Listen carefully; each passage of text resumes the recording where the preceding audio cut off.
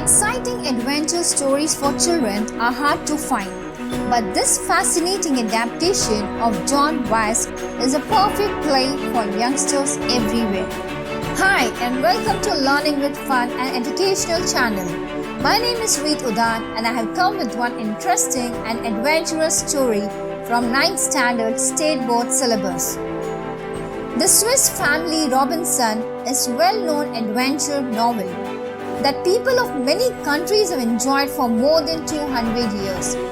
It has also been into graphic novel. The novel written by Swiss clergymen here is male priest or head of the church, that is John David Weiss, is not just an adventure. It aims at teaching young people values like self-reliance, that means reliance on one's own powers. It also teaches determination. Determination means firmness of purpose. It teaches us cooperation. Cooperation means the process of working together to some end. And prudent use of sciences. Prudent means proper use of sciences. Good husbandry, that is the proper care, cultivation and breeding of crops and animals, and even mathematics.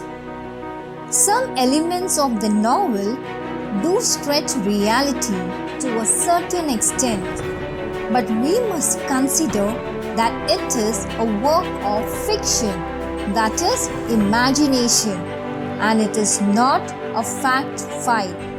So before we start the story, let's see the characters of the Robinson family. William, the patriarch of Robinson's family and leads the family. He knows an enormous amount of information on almost everything the family come across, demonstrating bravery and self-reliance. Elizabeth, the loving mother of Robinson family and wife of William. She is intelligent and resourceful, arming herself even before leaving the ship with a magic bag filled with supplies including sewing materials and seeds for food crops. She is also a remarkably versatile cook. Fritz, the eldest of the 4 boys, he is 15 years. He is intelligent, he is strong and accompanies his father on many quests. Ernest, the second oldest of the boys, he is 13. He is most intelligent. He comes to be an excellent shot. Jack, the third oldest of the boys, 11 years boy. He is thoughtless, bold, and quickest of the group. Franz, the youngest of the boys, is 8 years old when the story opens. He usually stays home with his mother. 2 dogs, Turk and Juno. Jenny Montrose, an English girl found on Smoking Rock near the end of the novel. She is shy but is soon adopted into the family. William, Elizabeth and their children had been traveling in a ship when the ship was caught in a great storm. The other passengers evacuated. That means they moved off without them. William and his family, including the young children Fritz, Ernest, Jack and Franz, were left to survive alone. They weathered the great storm, waiting in the ship's hold. The ship survived the night and the family found themselves within sight of a tropical desert island. The next morning, they decided to get into the island. They could see that beyond the reef. Reef here is rocks and the sand, which is close to the surface of the sea. With much effort, they constructed a vessel of tubs. After they filled the tubs with food and ammunition and all other articles of value they could safely carry, they rowed towards the island. 2 dogs from the ship named Turk and Juno swam beside them. The ship's cargo of livestock, guns and powder, carpentry tools, books, a dissembled pinnace, which is a small boat attached to a ship, and provision had also arrived. Over the next few days, William, that is father, he attached the floatable old kegs, that is the barrels, to one another and built a bow that curved around them. The family had landed successfully on the island. They set up a tent and then they softened the floor with armloads of grass they cut and spread to serve as their beds. They came to a grove of trees. One tree grew what looked like gourds on its trunk. The father told Fritz the gourds would make an excellent bowls and spoons, and they cut them into various utensils. After some days, Elizabeth informed William that she wanted the family to move to a safer place. Their current camp was not only exposed but also very dry and hot. She said if they built a house up in one of the large trees, they would be safe from jackals. She described a perfect tree for the project, one whose trunk was nearly 40 feet in diameter.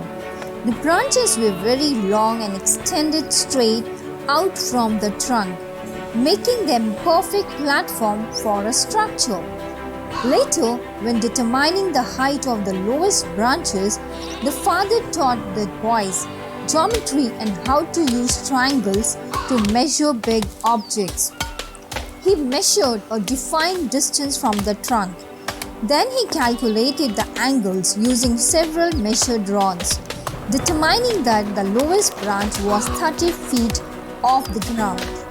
The men tied a rope at certain intervals and attached pieces of bamboo in each knot.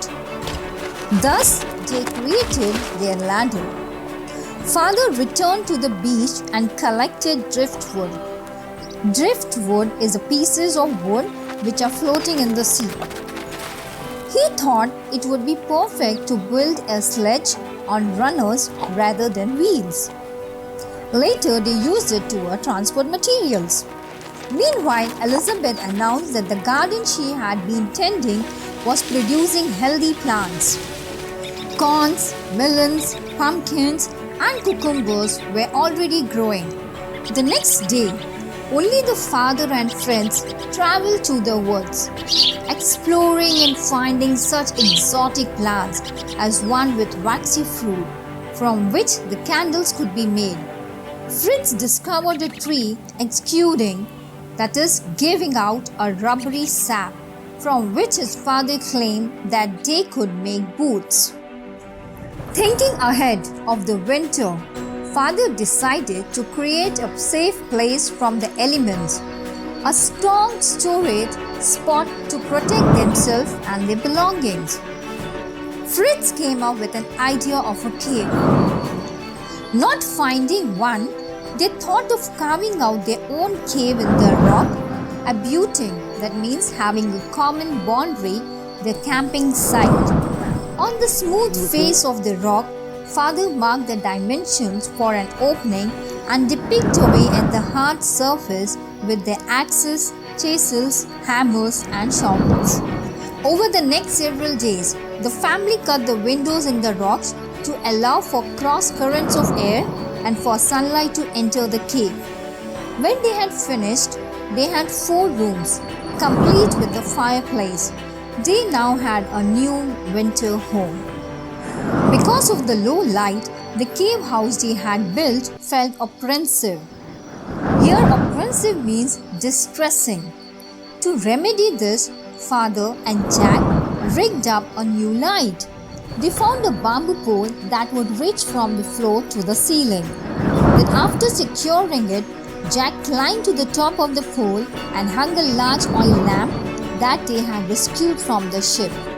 One day, they found that one of the family's hut had been completely destroyed and the cultivated fields around it had been trampled. Trampled means tread on and crushed, and it was completely ruined.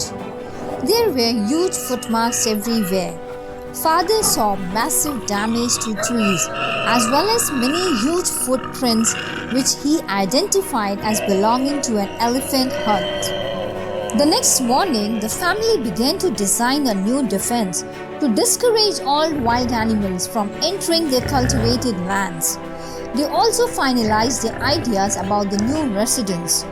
Rather than building a house on stilts, which the elephants could knock down easily, they would use 4 strong trees growing in a square near one another as a foundation. The trees were of equal size, approximately 12 feet apart. Thus, they built another safe house. In this way, 10 years passed and the young boys were now young men, and the parents were very proud. They called the island as New Switzerland. Many adventures occurred over the years. On the shore of another island, Fritz has knocked down an albatross which was threatening to attack him. Albatross here is a very large, chiefly white oceanic bird with long, narrow wings. It's found in the Southern Ocean. Fritz saw and he found a rag tied to a large bird's leg. On the rag was a message that an English woman had been stranded on the smoking rock. Fritz had no idea how old the message was. His father suggested that the smoking rock sounded like a reference to a volcano. Since there were no volcano in the vicinity, the bird might have come from hundreds of miles away. However, Fritz felt that someone needed his help and he was determined to do his best to find the sender. Before returning home, he had written his own note on the rag, retied it to the albatross leg, and had watched the bird fly off. The note told whoever received it, do not despair. That means don't feel helpless. Help is near. Fritz then successfully rescued the young woman. That means he saved the girl or he saved the woman from the dangerous situation. And the name of the woman was Jenny Montrose. Though shy at first, soon she got used to living with Robinson family. One day they saw a ship which had laid an anchor. An encampment had been set up on one of the smaller islands. After checking the people through their spyglass, Fritz and his father decided to announce themselves after they had returned home and cleaned it up. They did not want the crew to think they were savages. The next day, Fritz and his father met the captain and told him their own story as well as Jenny's. To everyone's surprise, it had been Jenny's father who had inspired the captain's search. He believed his daughter was still alive after 3 years. The captain had decided to attempt to find her. With a burst of celebration, the passengers, the family, and the crew of the British vessels headed towards New Switzerland. Everyone was amazed by the prosperity and good health of the survivors. As the day ended, the father realized that decisions must be made about who wanted to stay on the island or return with the ship. Elizabeth and her husband did not wish to live anywhere but on the island. They had been there for so long and had grown used to their life. Jenny asked if anyone would support her return to England. Fritz was the first to respond. He offered cheers for us who were going to Europe. Ernest, on the other hand, wanted to stay on the island. Jack also decided to stay back. Franz, the youngest boy, decided to join Fritz in living. Franz wanted a chance to receive an academic education. Before Fritz left, he told his parents of his love for Jenny and his wish to marry her. The father had kept a record of all the adventures they had on the island. He handed over the journal to the captain to be published, and then the ship departed. So that was the story. We traveled with the shipwrecked Robinson family to deserted island. inhabited only by a number of interesting animals, the family works together to build their home, threatened by pirates and finally rescued by a friendly ship.